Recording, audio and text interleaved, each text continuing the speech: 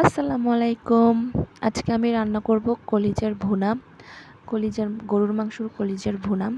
তো প্রথমে আমি কলিজাটাকে গরম পানিতে সেদ্ধ করে নেব হলুদ লবণ দিয়ে। তো সেদ্ধটা আমি পুরা সেদ্ধ করে নেব না, সেদ্ধটা আমি একটু আধা সেদ্ধ করব।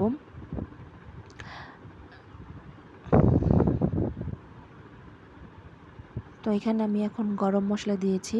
গরম মশলা বলতে অল্প কিছু গরম মশলা দিয়েছি, বেশি কিছু না। আপনারা চাইলে একটু বেশি মশলা দিতে পারেন। তো আমি এখন পেঁয়াজ আর তেজপাতা দিয়ে একটু ভালো করে কষিয়ে নিয়েছি। কষানোর পর আমি এখানে নর্মালি যেই মশলাগুলো দেওয়া হয়, বাটা মশলাগুলো, সেগুলো আমি দিয়েছি। আদা বাটা, তারপর রসুন বাটা, জিরার বাটা, এগুলো দিয়ে ভালো করে কষিয়ে নিয়েছি। ভালো করে কষানোর পর যখন আমার তেলটা ভেসে ভেসে উঠেছে, তখন আমি একটু পানি দিয়েছি।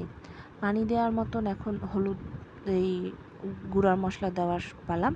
গুঁড়ার মশলা আপনার মতন করে দিবেন। আমরা আবার একটু ঝাল বেশি খাই, তার জন্য একটু মরিচের গুঁড়াটা একটু বেশি দিয়েছি। তারপর হলুদের গুঁড়া, তারপর জিরার গুঁড়া, এগুলো দিয়ে ভালো করে আবার কষিয়ে নেব যতক্ষণ পর্যন্ত তেল উপরে না উঠতেছে।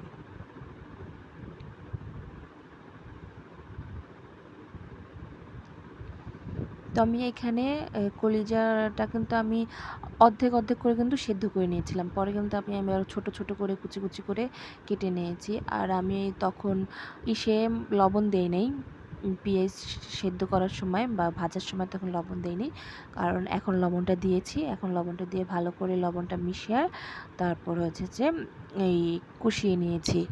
তো এখানে মোটামুটি এখন পর্যন্ত পানি দেওয়া হয়নি, মোটামুটি তেল ওঠা পর্যন্ত আমি কষিয়ে নিয়েছি। কষিয়ে নেওয়ার পর এখন পর্যাপ্ত পরিমাণে পানি দিয়ে দেব। তো আমি আবার আজকে একটু কলিজার সাথে একটু আলু দিয়েছি। আলু দিয়ে খেতে ইচ্ছা করতেছে তাই আলু দিছি, আপনারা নাও দিতে পারেন। আলু কাঁচামরিচ দিয়ে ভালো করে ঢেকে দিব 15 মিনিটের মতন। এখানে 15 মিনিট পরে আমি আমার পানিটা যখন টেনে এসেছে, টেনে আসার পর আমার আলুও সেদ্ধ হয়ে গেছে, কলিজা তো হালকা সেদ্ধ ছিলই, পরে আরও ভালো সেদ্ধ হয়ে গেছে। তারপর লাস্টে জিরার গুঁড়া দিছি। জিরার গুঁড়া দিয়ে এখন আমার কলিজার রান্না হয়ে গেছে। আর ভালো লাগলে অবশ্যই লাইক কমেন্ট করবেন, সাবস্ক্রাইব করবেন।